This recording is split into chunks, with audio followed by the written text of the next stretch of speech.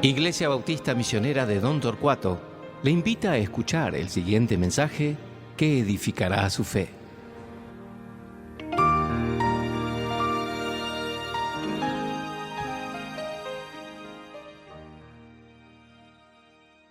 Muy buenos días, hermanos. Bienvenidos otra vez a nuestro tiempo de prédica.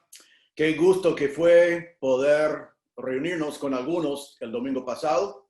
Lamentamos que no había lugar para todos. Tenemos que seguir los protocolos que ponen las autoridades.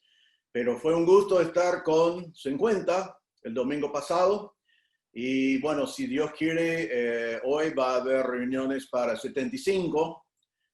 Así que poco a poco estamos teniendo la oportunidad de congregarnos, saludarnos, aunque de distancia, y vernos en vivo. Vamos a seguir con las reuniones de Skype en este tiempo de transición, y en alguna manera creo que para siempre. Pero bueno, queremos darle la bienvenida a este tiempo juntos, a ver la palabra de Dios, y después algunos se van a reunir en la iglesia y otros por Skype.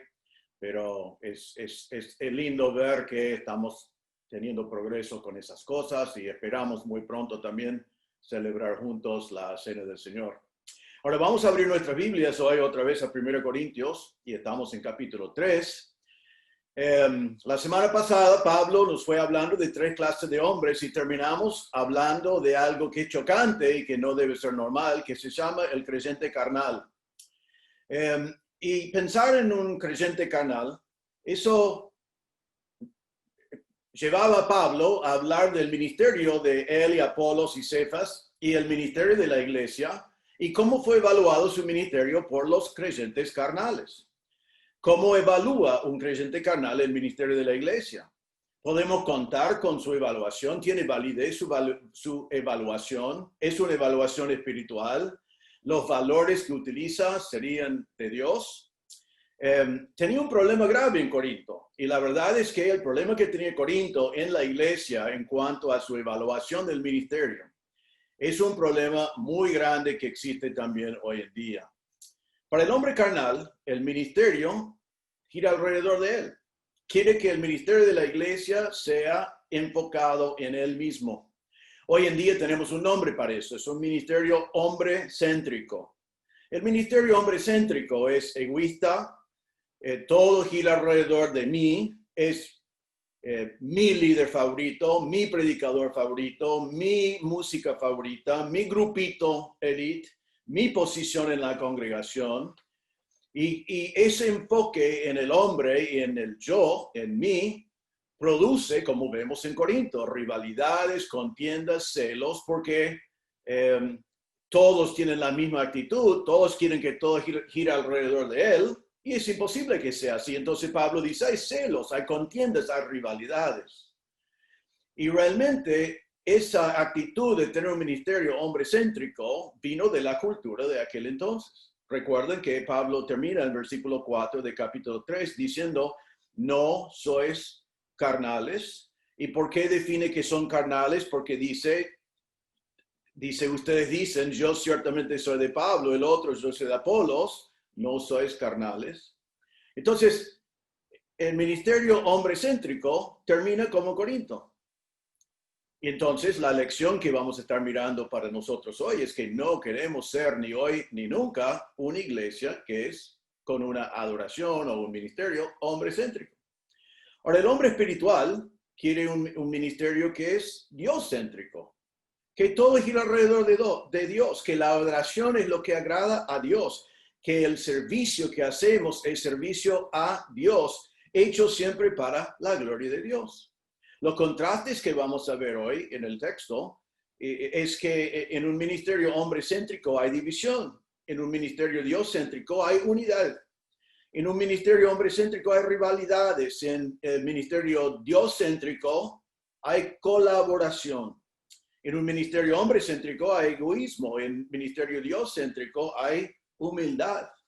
En un ministerio hombre-céntrico, todo al final se hace para la gloria del hombre, se nombra el hombre, forman grupos de hombres. En un ministerio Dios-céntrico, todo es para la gloria de Dios. Entonces, al glorificar a los hombres, los corintios demostraron su carnalidad. Eso es lo que Pablo decía en versículo 4. Era evidencia de su carnalidad. Y hoy, en lo que ahora seguimos en capítulo 3, Pablo nos demuestra que todo ministerio espiritual es Dios céntrico y depende de lo que Dios delega, de lo que Dios produce y de lo que a Dios glorifica. Todo gira alrededor de Dios. Ahora vamos a leer, comenzando en versículo 1 de capítulo 3, para acordarnos del contexto. Vamos a leer hasta el versículo 9. Dice así la palabra de Dios. Dice, de manera que yo, hermanos, no pude hablaros como a espirituales, sino como a carnales, como a niños en Cristo. Os di de beber leche y no vianda, porque aún no erais capaces, ni sois capaces todavía. Porque aún sois carnales, pues habiendo entre vosotros celos, contiendas y disensiones, ¿no sois carnales y andáis como hombres? Porque diciendo el uno, yo ciertamente soy de Pablo, el otro, yo soy de Apolos, ¿no sois carnales? ¿Qué pues es Pablo y qué es Apolos? Servidores por medio de los cuales habéis creído, y eso según lo que a cada uno concedió el Señor. Yo planté, Apolos regó, pero el crecimiento lo ha dado Dios. Así que ni el que plante es algo, ni el que riega, sino Dios que da el crecimiento. Y el que planta y el que riega son una misma cosa, aunque cada uno recibirá su recompensa conforme a su labor. Porque nosotros somos colaboradores de Dios y vosotros sois labranza de Dios, edificio de Dios. Ahora, en este pasaje entonces vamos a ver 4 realidades de un ministerio dioscéntrico. 4 realidades de un ministerio dioscéntrico. Los corintios tienen un ministerio hombre-céntrico en su carnalidad. Pero ¿cómo es un ministerio hecho por hombres espirituales que es dioscéntrico? En primer lugar, encontramos en versículo 5 que en un ministerio dioscéntrico toda tarea es asignado por Dios. Dice, ¿qué pues es Pablo y qué es Apolos? Servidores por medio de los cuales habéis creído, y eso según lo que a cada uno concedió el Señor. Ahora, Pablo comienza con una pregunta, y la pregunta es para definir quiénes son estos hombres que ustedes están siguiendo. Ustedes dicen que son de Pablo, de Apolos y de Cefas, etcétera, pero ¿quiénes son estos hombres? En versículo 4, otra vez, él había dicho, su seguimiento de hombres es una manifestación de su carnalidad. Fue una actitud común entre los griegos. El Señor Jesucristo, cuando enseñó sobre cómo ser un siervo, dijo esto. ¿Sabéis que los que son tenidos por gobernantes de las naciones se enseñorean de ellas y sus grandes ejercen sobre ellas potestad? Entonces, la actitud de la cultura fue de tener grandes líderes, grandes poderes, grandes personas que si conocen la palabra, enseñorearon sobre ellos.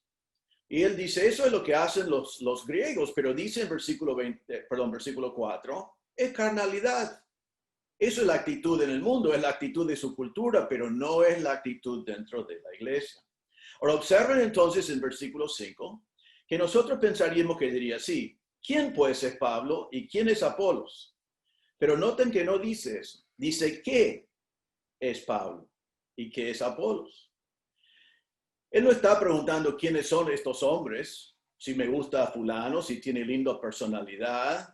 No están hablando de personalidad, no están hablando de quién llegó primero, no están hablando de quién fue el más elocuente, no está hablando de cuál podía tener más influencia en tu vida, no estamos hablando de quién podía darte más a tu favor, sino está diciendo qué son estos hombres. Ahora, quiero que observen otra cosa, es muy interesante esto. Dice en nuestro texto qué pues es Pablo y qué es Apolos, pero en griego no dice eso. Dice, ¿qué pues es Apolos y qué es Pablo? ¿Ves? En versículo 4 es Pablo y Apolos, y ahora Pablo a propósito los invierta y dice, ¿qué pues es Apolos y qué es Pablo? Eso dejó incómodo a los traductores, entonces mantuvieron el mismo orden. No deben haber hecho eso. Pablo hizo eso a propósito, para decir, no importa que yo vine primero, Apolos vino después, que yo comenzó o que él terminó. En un momento es Pablo y Apolos, en el próximo es Apolos y Pablo. Él está preguntando, ¿Qué somos? ¿Qué son esos hombres?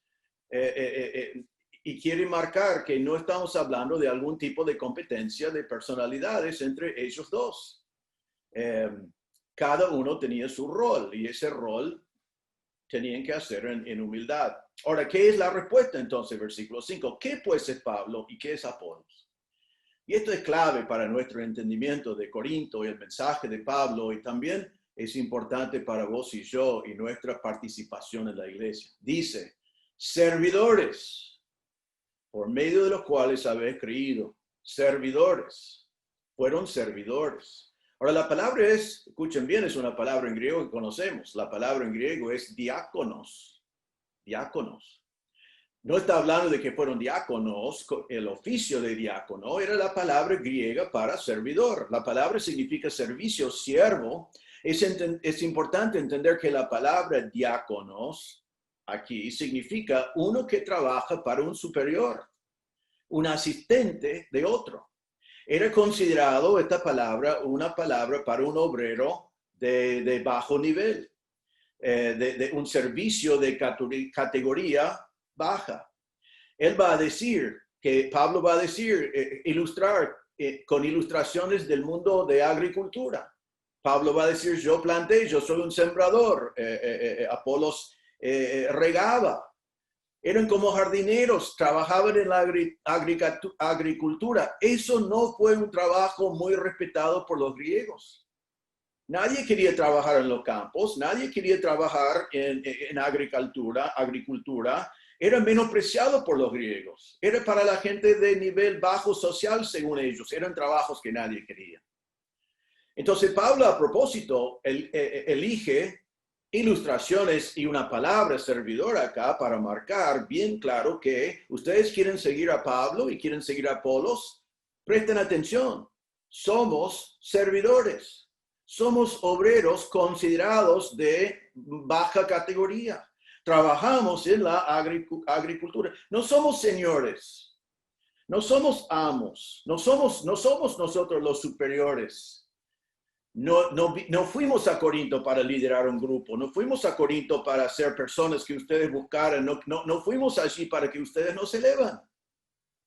Sino ellos fueron para ser los líderes que Dios pide y manda a cada uno de sus siervos sea.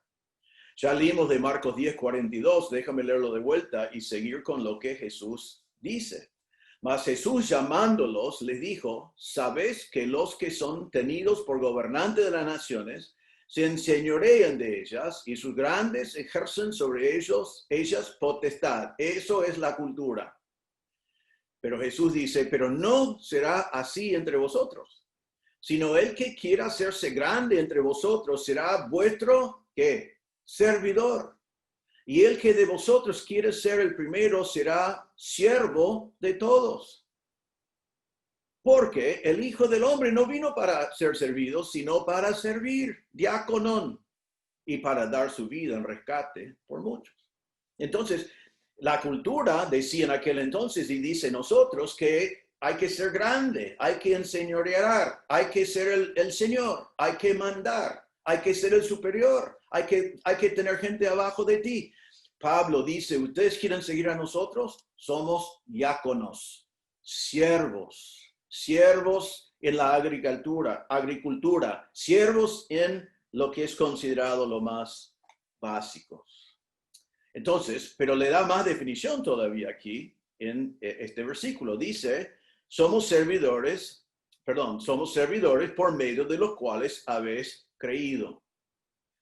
Ahora, Pablo aquí marca que siendo servidores, igualmente Dios le dio un ministerio con ellos.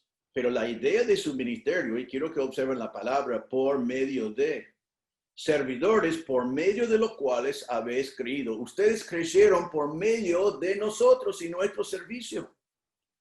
Pero ellos no fueron el objeto de la fe. Ellos no fueron los que les salvaron. Como habían sido hombres naturales, Pablo y Apolos y Cefas no podían salvar a nadie.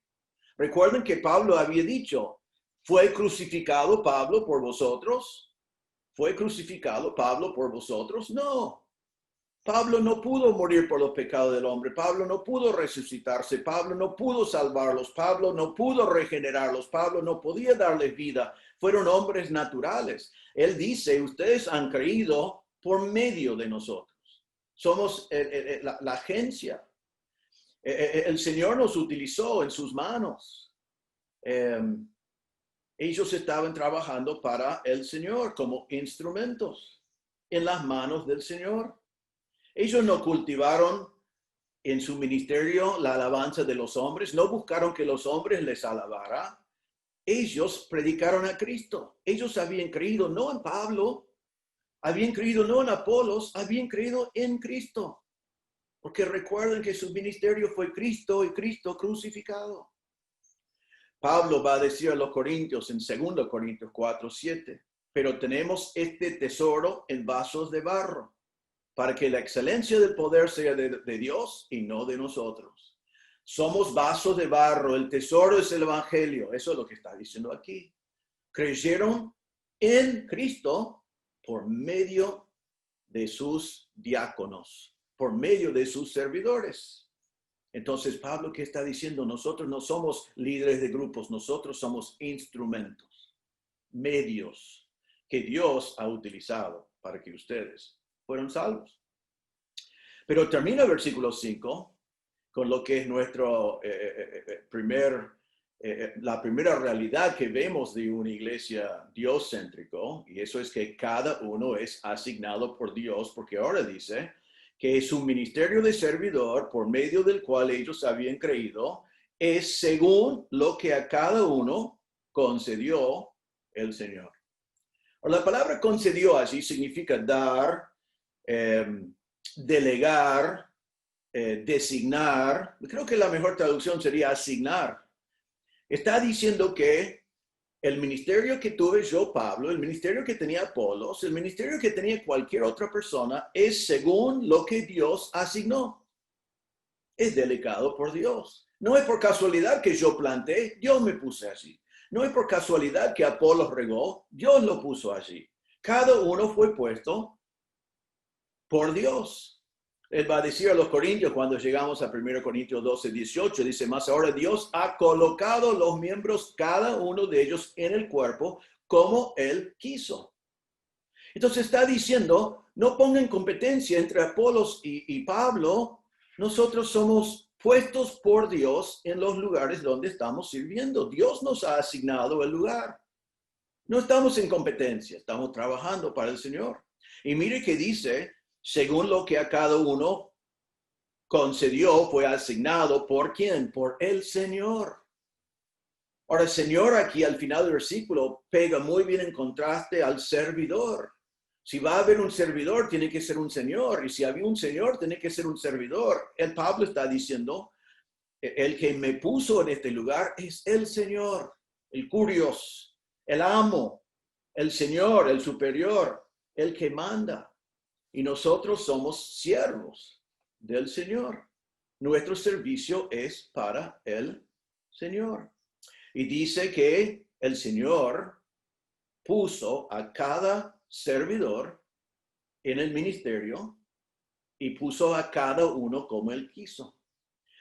Él puso a Pablo con su personalidad, sin elocuencia, siendo un evangelista. Él lo puso para plantar. Y Pablo plantó. Plantó dentro del plan de Dios con todo su fervor. Y Dios lo utilizó grandemente. El Señor puso a Apolos con su personalidad. Siendo la Biblia dice, poderoso en las Escrituras. Y él regó.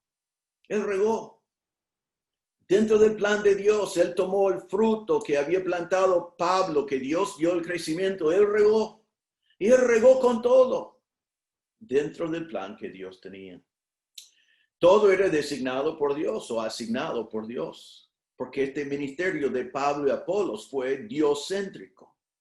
Dios había creado a Pablo y a Apolos y le había dado la personalidad, le había dado los dones, le había dado las habilidades que ellos tenían. Todo fue preparado por Dios.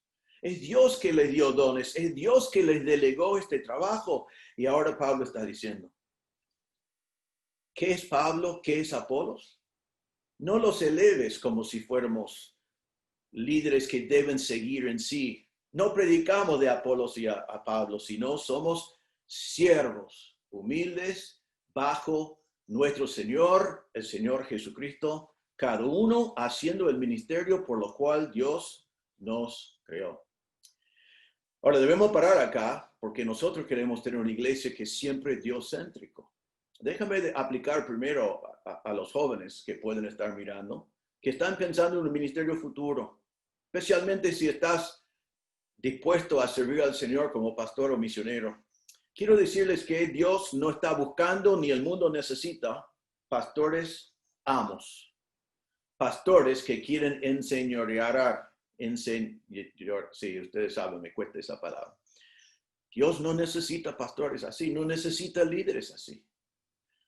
Dios no está buscando líderes hombrecéntricos, no los que son amos, no los que son ambiciosos por sí mismos, no los que son egoístas, no los que quieren ser famosos o cómodos. Dios no está buscando esa clase de líderes, ya hay demasiados así. Dios está buscando servidores que están dispuestos a trabajar para el Señor en lo más humilde, en lo más difícil, en lo más sacrificial, pero siervos del Señor. Dios busca siervos dispuestos a seguir los órdenes de su Señor, siervos que quieren trabajar para otro y rendir cuentas a otro que es Dios. Siervos que quieren seguir el ejemplo de Jesús que ya leímos, porque el Hijo del Hombre no vino para ser servido, sino para servir. Diáconos. Y el único requisito que el Señor tiene está en 1 Corintios 4:2, que llegaremos pronto, que dice, ahora bien, se requiere de los administradores que cada uno sea hallado fiel. Dios está buscando hombres fieles que quieren ser siervos, ni más ni menos. Ahora, vamos a pensar en el contexto de nuestro párrafo, de nuestro libro. Ellos estaban con división en la iglesia. ¿Quieren saber qué es la solución para división en la iglesia? Es tener líderes siervos, líderes humildes, líderes que no quieren grupitos, líderes que no quieren que nadie les siga a ellos, menos para que los lleven a Jesús. Hombres que son buscadores de la gloria de Dios y ninguna otra cosa. No queremos nunca tener división en la iglesia, rivalidades y celos. Y Pablo está enfrentando eso aquí y está comenzando con esto. Dios ha asignado a cada uno al ministerio que ha dado y nosotros somos humildes servidores. No siguen a nosotros, sino siguen a nuestro Señor, al cual nosotros servimos. Eso es la primera realidad para una iglesia Dios-céntrico. Así son los obreros y los líderes. En segundo lugar, la segunda realidad en una iglesia Dios-céntrico es que todo el crecimiento depende de Dios. Versículo 6. Pablo dice, yo planté, Apolos regó, pero el crecimiento lo ha dado Dios. Uno dice, lógico, claro que sabemos que el crecimiento viene de parte de Dios. Pero en una iglesia hombre-céntrico, el hombre cae a la tentación a creer que él puede producir crecimiento. Tenemos que evitar eso. Vemos aquí que cada siervo sabía su rol. Cada siervo sabía qué era la parte que Dios tenía para él. Pablo plantó. Otra vez, un término de la agricultura. Ahora, Pablo no fue un administrador de una estancia. Él no estaba acá con una granja tremenda, con 10,000 obreros abajo de él. No, él estaba allí sembrando. Era un obrero simple. Eso es la idea de la palabra. Y él plantó con fidelidad. Recuerden que el Señor habló en una parábola de un hombre así. En Marcos 4:3 dice, he aquí el sembrador salió a sembrar. Y el sembrador, dice allí después de la parábola, el sembrador es el que siembra la palabra. Entonces, ¿qué hace un sembrador? Siembra. Y Pablo fue puesto por Dios para sembrar, para plantar. Entonces, ¿qué hizo Pablo? Sembró. Es así de simple. ¿Y qué es lo que sembró? La palabra de Dios. Hermanos, si el Señor te llama a ser un sembrador, no lo compliques. Salga a sembrar la palabra de Dios. Hacelo con fidelidad. Es sacrificial. No va a haber fruto por mucho tiempo y no hay garantía de mucho fruto, poco fruto. Podés leer la parábola en Marcos y en varios de los evangelios y ver que hay fruto y hay semilla que no produce fruto. Pero nuestro trabajo no es hacer que crezca el fruto, sino es sembrar. ¿Cómo eres tú como sembrador? ¿Eres fiel como fue Pablo? Después dice, Apolo regó. La palabra es simple, regó, poner agua. Es irrigación. Puede ser dar agua a una persona, puede dar agua a un animal, puede ser agua a una planta. La idea es que él estaba poniendo el agua. Probablemente estaba pensando, como Pablo dice en Efesios 5:26, donde dice, para santificarlo, dice, habiéndola purificado en el lavamiento del agua por la palabra. Allí relaciona otra vez el agua y esta vez ahora con la palabra. Le estaba dando nutrición, el agua que necesitaba para vivir. Sabemos que las plantas necesitan agua. Y Apolos fue llevado por Dios a Corinto para dar agua y él dio agua. Él tomó, y esto es interesante, hay que observar, él tomó las plantas que Pablo había plantado, la semilla que Pablo sembró, que ahora dio fruto, y él no dijo, voy a arrancar todo el fruto de Pablo y plantar yo, como hacen muchas personas hoy, hacen gobiernos eso, hacen iglesias eso. No, él dijo, Pablo plantó y mire el fruto que Dios ha dado. Yo voy a regar el fruto de Dios que ha sido consecuencia del ministerio de Pablo. Entonces, te pregunto, si el Señor te pone para regar, no para plantar, ¿estás regando fielmente? ¿Estás invirtiendo tu vida en hermanos que han conocido a Cristo ya y necesitan ser nutridos de la palabra de Dios? Necesitan del agua, necesitan crecer. Eso es lo que cada uno de ellos hizo. Y cada uno de ellos entendió su rol que había sido asignado por Dios, que fueron servidores y solo tenían que ser fieles. Y ellos fueron fieles. Ahora, en la iglesia, ¿tú sabes cuál es tu rol? ¿Tú sabes en qué lugar debes servir? ¿Dónde debes practicar tu ministerio como siervo? Tenés que saber, tenés que averiguar. Y la pregunta mayor es, ¿eres fiel? Cuando vos estás dejado para plantar, ¿eres fiel en plantar? Alguien tiene que volver a ver si está plantando, o vas allí sin la semilla, vas allí, no vas cuando hay nubes, no vas cuando es difícil, no vas, o eres fiel. Tienes que regar, estás regando fielmente, estás con un discipulado, con alguien, vos llegás, estás allí preparado, le estás enseñando bien. Dios quiere que en una iglesia dios-céntrico, que cada uno de nosotros entendemos nuestro rol y que lo aceptamos con gozo como el rol por lo cual el Señor nos ha preparado y que lo hagamos con todo. Eso es lo que hizo Pablo y Apolos. Pero mire lo que dice. Yo planté y lo hizo bien. Apolos regó y lo hizo bien. Pero el crecimiento lo ha dado Dios. Es muy importante entender eso. Recuerden con quién estaban ministrando. Lo vimos en versículo 14 de capítulo 2. Estaban trabajando con hombres naturales. Hombres naturales. Hombres sin Cristo. Y Pablo y Apolos no podían cambiarlos. No podían cambiarlos. No podían transformarlos. Ellos fueron hombres que no querían recibir el evangelio. Eran hombres que no podían percibirlo. Eran hombres naturales. Era necesario la intervención de Dios. Recuerden que Efesios 2:1 dice, Él os dio vida a vosotros cuando estabais muertos en vuestros delitos y pecados. Ellos estaban muertos. Pablo y Apolos no pueden hacer nada para esos hombres muertos. En versículo 14, otra vez de capítulo 2. Pero el hombre natural no percibe las cosas que son del Espíritu de Dios, porque para él son locura y no las puede entender, porque se han de discernir espiritualmente. Hablamos con personas sin Cristo. Es sencillo el mensaje del Evangelio, pero no lo entienden, no lo pueden captar. Y nosotros podemos frustrarnos, y nosotros podemos emocionarnos, pero no podemos darles entendimiento, no podemos perdonar sus pecados, no podemos transformar sus vidas no podemos hacer nada, necesitamos del poder de Dios. Otra vez en Efesios 2:5 dice, aún estando nosotros muertos en pecados, nos dio vida juntamente con Cristo. Es el Señor que da vida, es el único que puede dar vida, es el único que puede dar crecimiento. Ahora es interesante cuando pensamos en el hecho de que Dios da el crecimiento. Tenemos que entender bien, nuestro ministerio es llevar la palabra, enseñar la palabra, predicar la palabra, presentar el evangelio. Dios nos mandó a hacer eso. Y nosotros siempre nos gusta cuando predicamos el evangelio y alguien responde. Y a veces responden la primera vez que le hablamos y otros responden después de meses y otros responden después de años.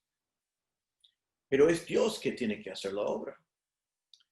Y cuando Dios da el crecimiento, es fruto genuino, es crecimiento eterno, es crecimiento que va a dar fruto por toda la eternidad. Ahora escuchen estos dos pasajes que nos da una idea del misterio que es la regeneración. En Marcos 4:26, Jesús decía así, así es el reino de Dios, como cuando un hombre echa semilla en la tierra y duerme y se levanta de noche y de día, y la semilla brota y crece sin que él sepa cómo, porque de suyo lleva fruto la tierra, primero hierba, luego espiga, después grano lleno de la espiga. Y cuando el fruto está maduro, enseguida se mete la hoz porque la siega ha llegado. Y él dice que hay el que siembra y después duerme y no sabe cómo es que lo que él sembró, esa semilla, se transforma en una planta y esa planta crece y después da fruto. Él simplemente planta la semilla, va sembrando y después va esperando. Y cuando todo ha tenido su proceso, que él no lo entiende, pero Dios lo ha hecho, entonces cuando llega el momento, mete la hoz, porque la siega ha llegado. Así es cuando predicamos el evangelio. Otra vez, recuerdan cuando Jesús hablaba con Nicodemo en Juan capítulo 3, y a veces se pierden estos versículos en esa historia maravillosa, pero dice en versículo 7, no te maravilles de que te dije, os es necesario nacer de nuevo. El viento sopla de donde quiere y oye su sonido, mas ni sabes de dónde viene ni a dónde va. Así es todo aquel que es nacido del Espíritu. Entonces nosotros predicamos el Evangelio, pero es el Espíritu Santo que regenera, es el Espíritu Santo que da vida, es el Espíritu Santo que obra en el corazón de la persona. Y nosotros tenemos que depender del Espíritu Santo. Ahora, es interesante entonces en versículo 6, y una iglesia diocéntrico entiende esto. Dios en su plan sabio, incluye en la presentación del Evangelio, en la salvación de almas, Dios incluye al hombre y a Dios. Dios podía haber hecho otro plan, podía haber enviado a sus ángeles para predicar el Evangelio, podía haber anunciado desde el cielo el Evangelio, pero Dios en su sabiduría, en su gracia, incluyó a mí y a ti y nos dio el privilegio de participar en esta gran obra, de sembrar la palabra de Dios y ver la salvación de almas. Entonces Pablo dice, yo participé, yo planté, Apolo participó, él regó, pero el crecimiento lo ha dado Dios. Entonces Dios envió a ti y a mí a predicar el Evangelio. La gran comisión es para ti y para mí.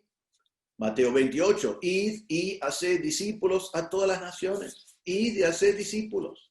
Eso es para ti. Somos los mensajeros de Dios. Nosotros llevamos el Evangelio, predicamos la palabra de Dios. Confiamos que es poderoso, aunque el mundo cree que es locura. Y aunque lo rechacen y creen que es locura, seguimos predicando a Cristo y Cristo crucificado. Y Dios en su tiempo, Dios cuando Él quiere, Dios es el que da el crecimiento. Es el plan siempre de Dios. Déjame leer otro pasaje de Pablo en 1 Timoteo 2, 5-7. Dice, porque hay un solo Dios y un solo mediador entre Dios y los hombres, Jesucristo hombre, el cual se dio a sí mismo en rescate por todos, de la cual se dio testimonio a su debido tiempo. Entonces, allí es todo lo que hizo el Señor. Jesús es el único mediador. Él vino para hacer el rescate y dio a sí mismo. Pero después dice, para esto, dice Pablo, yo fui constituido predicador y apóstol, digo verdad en Cristo no miento, y maestro de los gentiles en fe y verdad. Entonces Pablo dice, Cristo hizo todo, pero por eso me puso a mí para predicar el evangelio.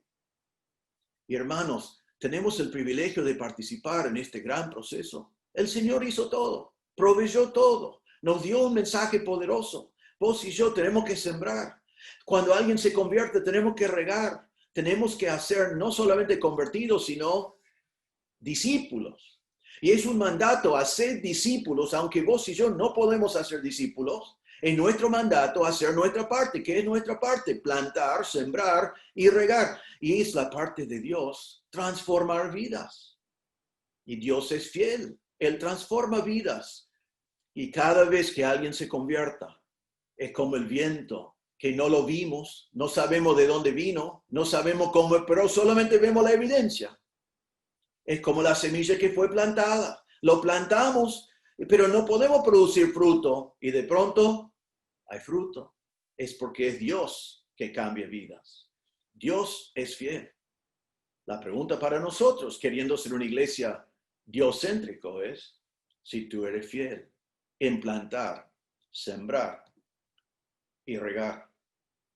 Ahora, es muy importante en una iglesia diocéntrico que entendemos que estamos totalmente dependientes de Dios. No tenemos que predicar el evangelio en forma frustrada pensando que la salvación de la persona depende de mí.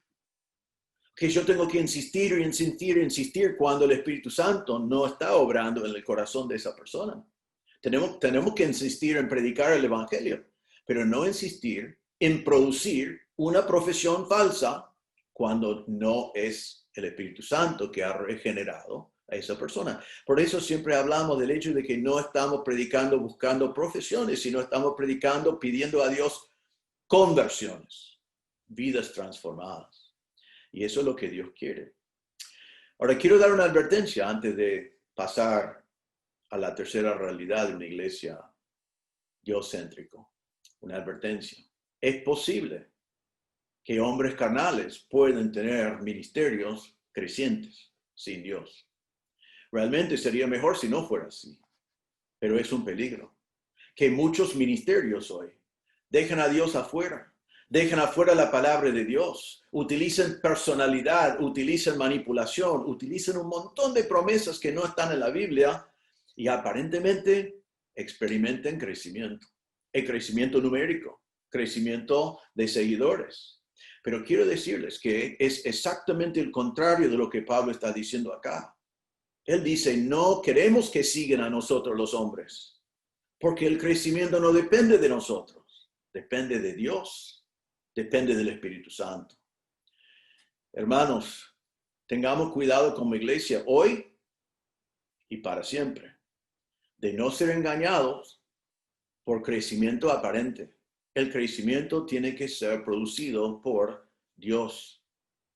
Y vamos a ver más adelante que Pablo nos va a advertir, ya viene pronto, que el crecimiento aparente que no es producido por Dios, en el juicio se quemará, desaparecerá, no servirá de nada. Hoy es impresionante, pero si es fabricado por el hombre y no es crecimiento que ha dado Dios, se va a quemar, no va a quedar nada delante de Dios, no glorifica a Dios. Entonces tengamos cuidado que no solamente dependemos de Dios para crecimiento, sino que no queremos crecimiento que no es de Dios. Solo queremos lo de Dios. Ahora, la tercera realidad de una iglesia diocéntrico se encuentra en versículo 7, y es que toda la gloria pertenece al Señor. Toda la gloria pertenece únicamente y totalmente al Señor. Versículo 7 dice, así que ni el que planta es algo, ni el que riega, sino Dios que da el crecimiento. Bueno, comienza el versículo 7 con las palabras, así que.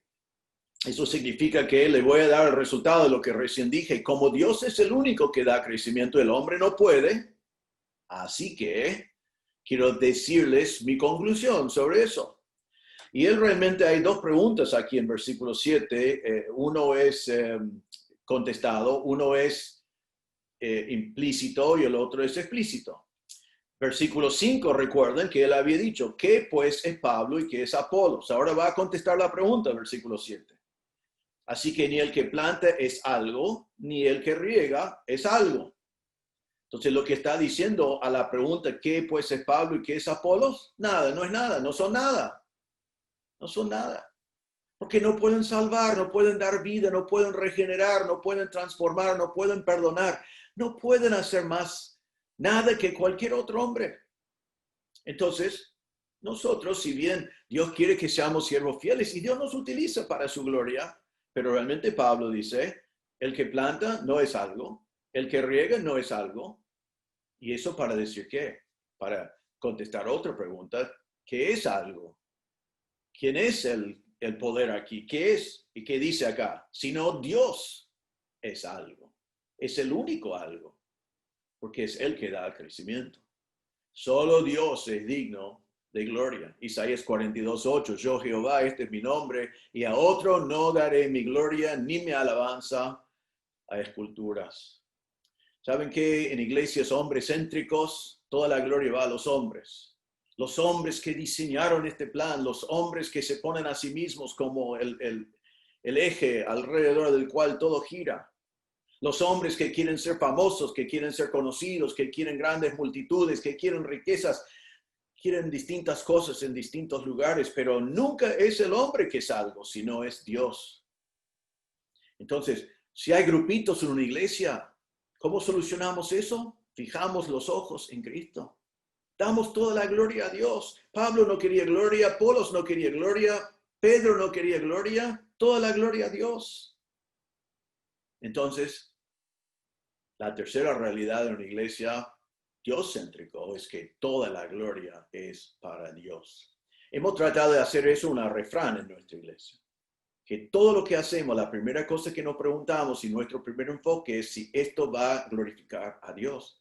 Pero hermanos, tengan cuidado que no llegue a ser solamente un eslogan, que no sea solamente palabras, que siempre tenemos que evaluar todo lo que hacemos como iglesia para ver si esto es lo que glorifica a Dios. Y nunca tomar decisiones para glorificar al hombre, ni un pastor, ni un diácono, un líder, un cantante, un maestro, no, siempre para la gloria de Dios.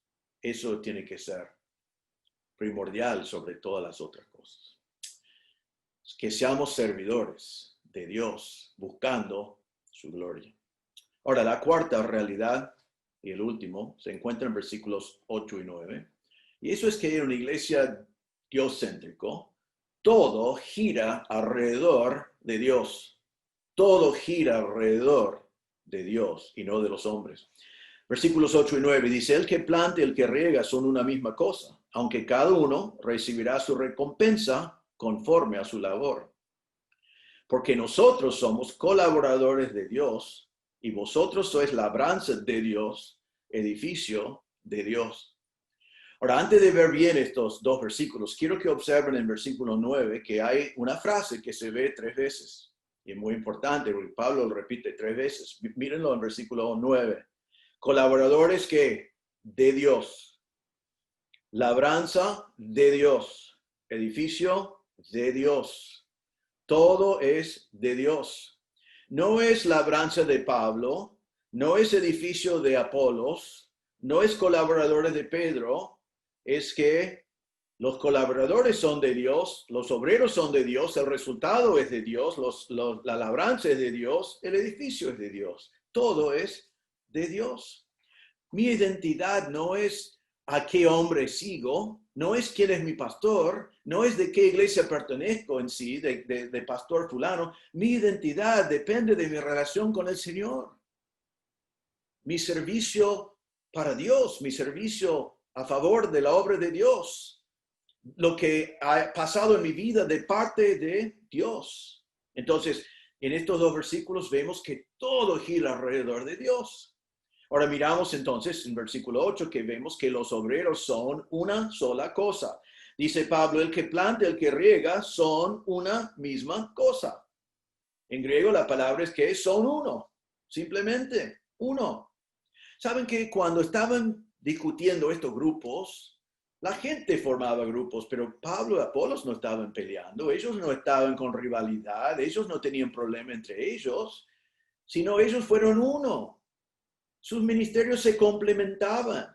Los dos fueron necesarios, no había rivalidad, no habían celos, sino fueron siervos del mismo Señor. Ninguno fue el superior del otro, simplemente que tenían dos ministerios distintos, asignados por el mismo Dios, todos respondieron al mismo Señor y todos estaban trabajando para el mismo fin. Entonces Pablo dice, el que planta, el que riega, son una misma cosa. En una iglesia diocéntrico, todos los obreros son uno. Tienen distintos roles, tienen distintos dones, hacen distintas cosas, pero no están tirando en distintas direcciones, sino que están todos en la misma cosa. La palabra uno acá significa una entidad singular. Uno y el mismo estaban en la misma cosa. Ahora, eso se puede aplicar en un montón de maneras. Eran uno en el sentido de que fueron miembros del mismo cuerpo de Cristo. 1 Corintios 12 dice, porque así como el cuerpo es uno y tiene muchos miembros, pero todos los miembros del cuerpo, siendo muchos, son un solo cuerpo. Así también Cristo. Así que fueron unos en Cristo. En Efesios 4, 3 a 6, Pablo dice, solícitos en guardar la unidad del Espíritu en el vínculo de la paz, un cuerpo y un espíritu, como fuisteis también llamados en una misma esperanza, un Señor, una fe, un bautismo, un Dios y Padre de todos. Entonces, estamos unidos en uno, en un cuerpo de Cristo, un espíritu, una fe, un Padre, una esperanza, un bautismo. Gracias a Dios por eso. Entonces Pablo puede decir, no hagas competiciones acá, no nos dividen en grupos, porque el que planta y el que riega son la misma cosa, no son dos. Tienen un solo propósito, el mensaje de la cruz, un solo mensaje, un solo propósito, cumplir con la gran comisión de Cristo, un solo fin que ellos estaban cumpliendo. Ahora, dice también, versículo 8, el que planta y el que riega son una misma cosa, aunque cada uno recibirá su recompensa conforme a su labor. Ahora quizás decís, pero ¿cómo es esto? Son uno y no quieren competencia, pero ahora Pablo dice, pero cada uno va a recibir una recompensa distinta. Sí, está diciendo eso, pero vamos a pensar en qué es lo que quiere decir con eso, qué es el punto que él quiere marcar. Primero vemos que cada uno recibirá su recompensa del Señor, no de los hombres. Yo no voy a tener una recompensa porque hay más hombres que me siguen que le siguen a otro. Yo no voy a tener más recompensa porque mi grupito es más grande que el grupito de Apolos. Yo no voy a tener más recompensa porque yo gané la competencia. La recompensa no viene del hombre, sino la recompensa viene de Dios, porque yo soy el servidor de Dios. Ahora, tengo que parar acá a decir, hermanos, cuando servimos al Señor, la recompensa viene. Pero cuando estamos delante del Señor en el tribunal de Cristo, cada uno de nosotros vamos a recibir la recompensa que corresponde, dice acá, según su labor, pero no va a ser una competencia. No vamos a estar allí diciendo yo hice más que él, yo hice menos que él y Dios va a estar poniéndonos por rangos. No, cada uno va a recibir. Entonces, ¿sabe lo que significa eso? Cuando hacemos el ministerio, cuando servimos al Señor, la única opinión que nos importa sobre nuestro ministerio para el Señor es la opinión del Señor. Quiero agradar a Dios, no a los hombres. Quiero hacer lo que agrada a Dios y eso significa que no tengo seguidores. Si eso significa que mi ministerio sea chiquito, si eso significa que no soy famoso, si eso significa que no tengo influencia en lugares grandes, no importa eso, mientras que estoy haciendo lo que agrada a Dios. La recompensa no viene de los que competen, la recompensa viene de Dios. Y dice acá, según su labor. También es importante entender eso, no dice según su fruto. ¿Por qué? Porque es el Señor que da el crecimiento. No es mi responsabilidad tener fruto, mi responsabilidad es sembrar, mi responsabilidad es regar, mi responsabilidad es ser fiel, es la responsabilidad de Dios de dar fruto. Entonces dice que cada uno recibirá su recompensa conforme a su labor. Entonces, ¿qué aprendemos acá de nuestro servicio para el Señor? Primero, no estamos en competencia con otros. Jamás debemos hacer eso. Es muy común en el mundo cristiano. Es una barbaridad. Es una cosa que no debe existir. Competencia en la obra del Señor. Estamos diciendo lo hago para mi gloria, no lo de Dios. Estoy compitiendo con mis hermanos. No hay lugar para eso en la obra del Señor. No estamos en competencia. Trabajamos todos para el mismo Señor, no en competencia, con el mismo propósito, y la recompensa viene solo de Dios. Entonces, hermanos, agradamos a Dios en nuestro servicio, rendimos cuenta solamente a Él.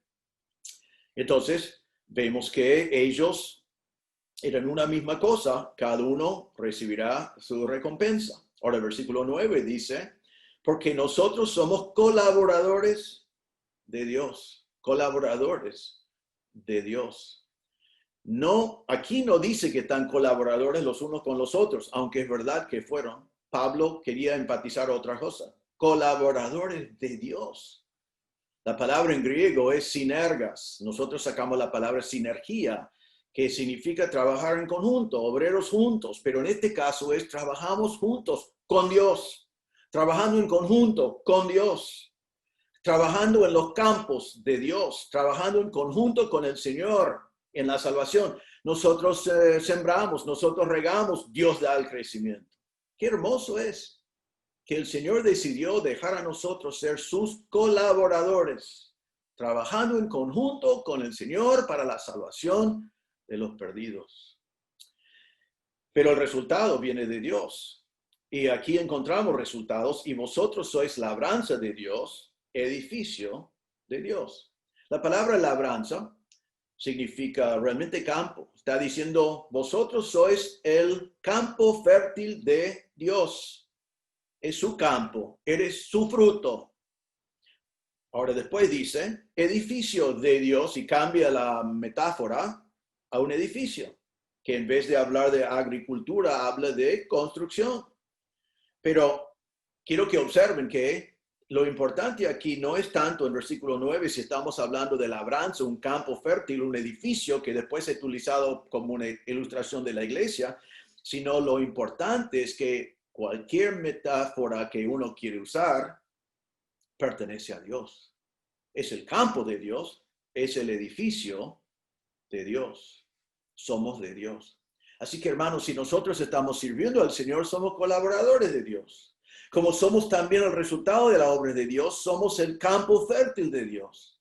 Como somos parte de la iglesia que Dios ha construido, somos parte del edificio de Dios. Pero el punto aquí es esto. En una iglesia dios-céntrico, todo gira alrededor de Dios. Mi identidad es mi relación con Dios, no con personas. Ahora, ¿qué aprendemos entonces de este pasaje? Que hacía falta en Corinto, hace falta en nosotros, y también quiero que lo pensamos y que sea una advertencia para el futuro. Hermanos, siempre queremos ser una iglesia dios-céntrico y nunca queremos ser una iglesia hombre-céntrico, una iglesia carnal. Encontramos entonces que un ministerio hombre-céntrico es dominado por la cultura. Los valores de la cultura entran, hacemos en la iglesia lo mismo que tiene valor en la cultura. Tenemos que tener cuidado de eso. Los corintios cayeron en eso y es muy fácil caer en eso, que lo evitamos. Un ministerio hombre-céntrico es carnal, con rivalidades, grupos de élite, competencia, contiendas. ¿Por qué? Porque todos son egoístas y todos están sirviendo para sí mismos. No queremos ser una iglesia así, nunca. No queremos que ni uno entre nosotros sea así. Y en una iglesia así, todos trabajan para la gloria del hombre, no para la gloria de Dios. Ahora, no tiene sentido ser una iglesia hombre-céntrico. Y uno dice, ¿pero quién va a hacer eso? Bueno, los corintios lo hicieron. Lo estaban haciendo, por eso Pablo tenía que escribir esta carta. ¿Y saben qué? Hoy en día es muy, muy común. Es muy común que las iglesias sean hombres céntricos. Todo gira alrededor de hombres. Todo gira alrededor de la cultura. Todo gira alrededor de lo que la gente quiere. Todo gira alrededor de lo que le trae placer. Y la verdad de Dios, la gloria de Dios, lo que agrada a Dios, no figura. Tenemos que tener cuidado, es muy sutil. Pero eso es la iglesia hombre céntrico. Es carnal. Y Pablo dijo, ustedes son carnales, están siguiendo a hombres, no a Dios. Advertencia, que nunca seamos así. Pero hemos aprendido hoy cómo es el ministerio de una iglesia dios-céntrico. Y para mantener o seguir siendo o para ser una iglesia dios-céntrico, eso depende de ti. No depende solamente de mí como pastor, depende de cada uno de nosotros. Entonces te pregunto, ¿eres tú un servidor, un diaconón, un siervo de Dios humilde, dispuesto a trabajar en cualquier cosa, sin que el enfoque esté en ti, sino trabajando humildemente sin tu propia gloria? Algunos no son, aún en nuestra iglesia. Gracias a Dios, creo que la mayoría sí. Pero si no eres un servidor, un diácono, que está dispuesto a trabajar para el Señor en todo y sacrificar y servir para la gloria de Dios, debes confesar eso y comenzar a ser un servidor de Dios hoy. Un ministerio diocéntrico es para servidores. Segunda pregunta, ¿estás sirviendo en el lugar asignado por Dios?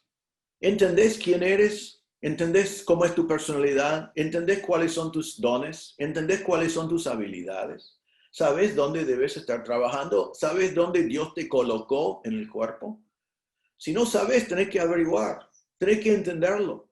Y después tenés que dar gracias a Dios por los dones que te dio y meterte en el ministerio por lo cual el Señor te creó y servir al Señor con todo. No mirar al otro que tiene otros dones y decir, ojalá que fuera como él. O mirar al otro y decir, menos mal que no soy como él. Sino dar gracias a Dios por los dones que te dio, utilizarlos para servir al Señor con todo. Hacerlo con toda tu fuerza.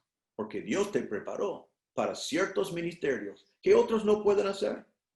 Un ministerio diocéntrico es para los que entienden y cumplen su rol con gozo y alegría. Una tercera pregunta en esta mañana. ¿Tú dependes totalmente de Dios? Cuando predicas el Evangelio te das cuenta que tu dependencia es totalmente en el Señor. En todo lo que haces, entendés que tu dependencia es totalmente en el Señor. Si es así, entonces te va a llevar a orar, te va a llevar a predicar el Evangelio con fe, que es un mensaje poderoso, sabiendo que Dios va a hacer su obra. Y estarás dispuesto a sembrar y esperar que el Señor da fruto, no tratar de producir fruto por ti mismo. Entonces significa que sembramos fielmente, esperamos en el Señor por el resultado. Porque un ministerio diocéntrico depende del poder de Dios. Y cuando siembran y no viene fruto enseguida, no decimos, bueno, Dios no respondió a tiempo, así que yo voy a fabricar mi propio fruto, porque ese fruto no será eterno, será fabricado por las manipulaciones del hombre. Una cuarta pregunta. ¿Reconoces que solo Dios es algo? Gracias a Dios nos salvó y gracias a Dios que podemos ser sus instrumentos. Gracias a Dios que podemos ser los vasos de barro, perdón. Pero te das cuenta que eres simplemente un instrumento.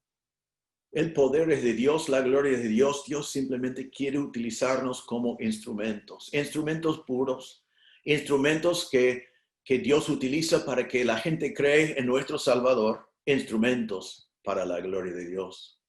Un ministerio diocéntrico glorifica a Dios, sabe que solo Dios realmente es algo. Y una última pregunta.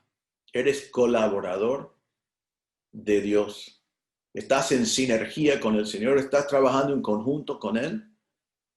Sirviendo a Dios, bajo tu Señor, para la gloria de Dios, disfrutando de ese gran privilegio. Un ministerio diocéntrico se da cuenta que todo gira alrededor de Dios. Y todo lo que hacemos, lo hacemos junto con Dios para la gloria de Él. Hermanos, ¿qué aprendemos de la iglesia de Corinto? ¿Qué aprendemos los peligros de ser una iglesia hombre-céntrico? De la tristeza de ser una iglesia hombre-céntrico. Que no domine en nosotros la carnalidad. Que no estemos en competencia, que no hayan celos, que no hayan contiendas, que no elevamos a hombres, sino que levantamos en alto a nuestro Señor y que le damos toda la gloria a Él. Pero para que nuestra iglesia sea diocéntrico, tú tienes que ser diocéntrico. Siendo un siervo fiel, humilde, no queriendo gloria para ti mismo, colaborador de Dios para la gloria de Dios, trabajando cada uno de acuerdo con los dones que el Señor nos dio, pero sabiendo que somos una sola cosa, trabajando en común para la gloria de Dios. Si tú no eres una persona hombre-céntrico, te animo, te exhorto a evaluar lo que Pablo dice hoy a los Corintios. Llévalo al Señor en oración, confesad su pecado, arrepiéntate, y que cada uno de nosotros seamos siervos como Pablo y Apolos, siervos humildes, trabajando para la gloria del Señor. Ahora quiero terminar con esta palabra solamente. Es tan importante que seamos una iglesia diocéntrica porque el mensaje es importante. Y si estás aquí hoy y no has conocido el Evangelio, si eres todavía lo que yo he llamado y lo que Pablo llamó un hombre natural, no vas a entender bien lo que estamos hablando porque necesitas del Espíritu de Dios para entender. Entonces quiero compartir contigo el mensaje que Pablo predicaba a los que no habían conocido a Cristo todavía, que los llamó el hombre natural. ¿Qué es el mensaje para ti? Pablo lo dijo, es Cristo y Cristo crucificado. Eso significa que vos necesitas entender y dar gracias a Dios que eres pecador, estás en camino al infierno, el juicio de Dios, porque Dios es santo y juzga el pecado. Y vos no podés salvar a ti mismo, no podés limpiarte, no podés dejarte sin pecado, porque tu condición es de pecador. Pero gracias a Dios, Él envió a su Hijo Jesucristo y Cristo crucificado. Él fue a la cruz y fue crucificado para pagar por tus pecados. Él murió en la cruz y tus pecados fueron cargados sobre Él. Jesús murió por todos tus pecados. Él pagó la cuenta para que tú puedas ser libre y después Cristo resucitó en victoria sobre la muerte y sobre el pecado. Y vos no podés agregar nada a lo que el Señor hizo. Él hizo todo, es suficiente. Él pagó por 100% de tus pecados. Tú siempre, simplemente, tienes que ir a Él humildemente y confesar tu pecado, estar arrepentido delante de Él y confiar, creer que Cristo murió por ti y que hizo lo suficiente para salvarte. El Señor dice, el que cree en mí será salvo.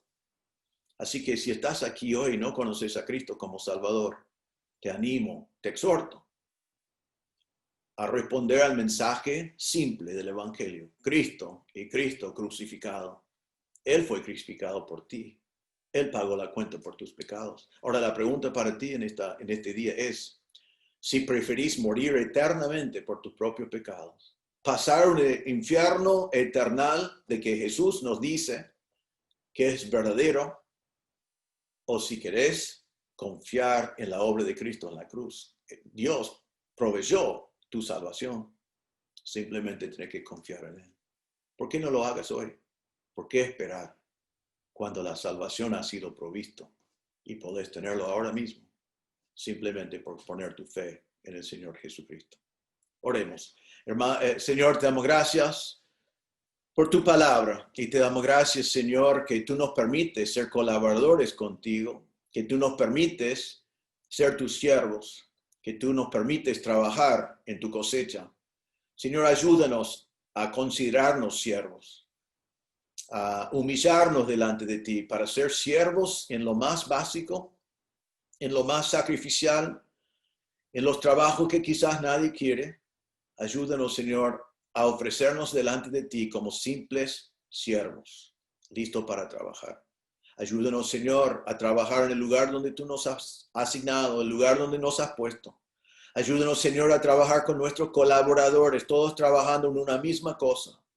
Ayúdanos, Señor, a darnos cuenta que todo gira alrededor de ti, porque somos colaboradores de ti y somos también el producto de ti, que todo, nuestro ser, nuestra identificación es contigo.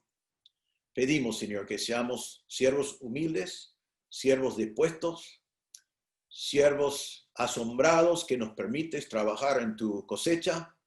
Y, Señor, pedimos que tú nos ayudes a ser fieles. Y, Señor, pedimos que tú nos des el crecimiento. Sabemos que tú eres fiel. Pedimos que nosotros seamos fieles para disfrutar de mucho fruto en los días y años que vienen. Ayúdanos, Señor, como iglesia, a que cuando Cristo venga, que seamos una iglesia dios-céntrica, una iglesia que gira alrededor de ti y que está lleno de siervos y no personas que realmente quieren que la iglesia gire alrededor de ellos. Ayúdanos, Señor. Somos advertidos. Ayúdanos, Señor, a ser fieles en eso. Señor, si hay alguien presente que nunca ha conocido a Cristo como Salvador, pedimos, Señor, que tu Espíritu Santo le ilumine, que tu Espíritu intervenga, que tu Espíritu le convence de su pecado, que tu Espíritu le regenera.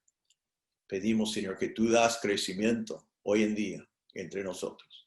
Pedimos todo para la gloria de tu nombre, en el nombre del Señor Jesús. Amén. Bueno, muchas gracias, hermanos. Como siempre, es un placer compartir la palabra de Dios con ustedes. Y bueno, que el Señor les bendiga y que el Señor nos utilice en esta semana para su gloria.